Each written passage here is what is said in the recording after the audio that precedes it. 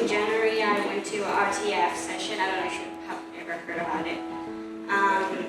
I lived in fear for many years and a lot of anxiety. So and I had never danced. So when the Lord said, "I want you to worship me through dancing," I was like, "What?" And then the first day it was shocking because obviously there were many ballerinas, and I was like, I had no experience, no dancing background. But I just knew that it was the Lord who had put me there, and I just wanted to be obedient and say yes to the Lord.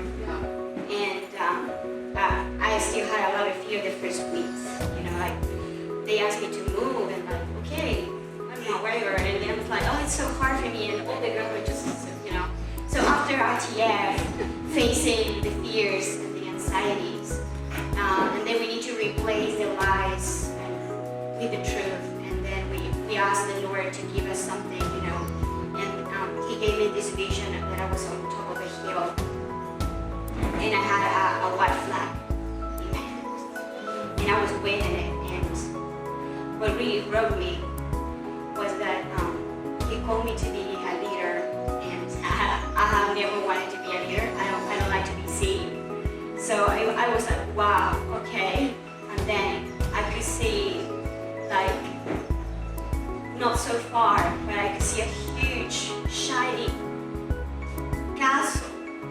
And it was His kingdom on earth. And I was seeing it so clear, so shiny, so beautiful. And I knew there were more people, from different parts of the world, just gathering because we were going to that castle where our Lord was. And He just reminded me when I was just a little girl, before I could understand anything. I just had this in my heart that I was going to see Jesus on earth.